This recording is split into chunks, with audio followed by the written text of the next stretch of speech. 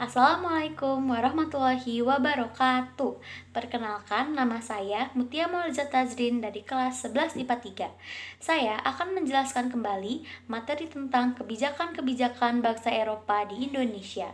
Materi yang pertama yaitu kebijakan pemerintah kolonial Portugis. Sejak sukses pengambil alihan kekuasaan oleh Portugis terhadap Malaka pada tahun 1511, orang-orang Portugis terbuka mengadakan perdagangan langsung dengan Indonesia. Hal ini berlangsung cukup lama, yaitu sekitar tahun 1512 sampai dengan 1641. Kebijakan pemerintah kolonial Portugis antara lain: 1. Sistem memonopoli tanaman cengkeh dan pala di Ternate. 2. Berusaha menanamkan kekuasaan di daerah Maluku.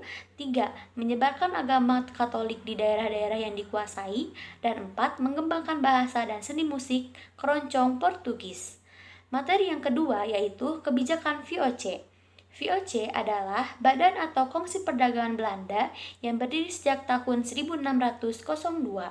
Salah satu kunci keberhasilan VOC adalah sifatnya yang mudah beradaptasi dengan kondisi yang telah ada di sekitarnya. Hampir keseluruhan pendapatan VOC diperoleh dari sumber ekonomi yang menjadi andalan para penguasa lokal sebelumnya. VOC hanya membungkusnya secara resmi dan teratur.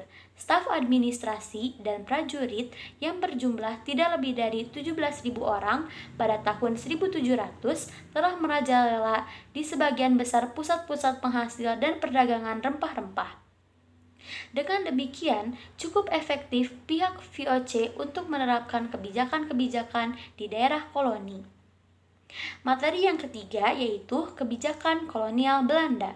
Kebijakan pemerintah kerajaan Belanda yang dikendalikan oleh Prancis sangat kentara pada masa Gubernur Jenderal Danless. Kebijakan yang diambil Danless sangat berkaitan dengan tugas utamanya, yaitu mempertahankan Kepulauan Jawa dari serangan pasukan Inggris. Dalam upaya tersebut, Danless melakukan hal-hal sebagai berikut.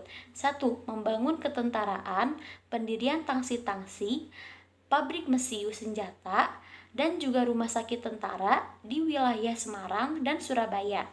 Pembuatan jalan pos dari Anyer, Jawa Barat, sampai Panarukan di Jawa dengan panjang sekitar 1.000 km.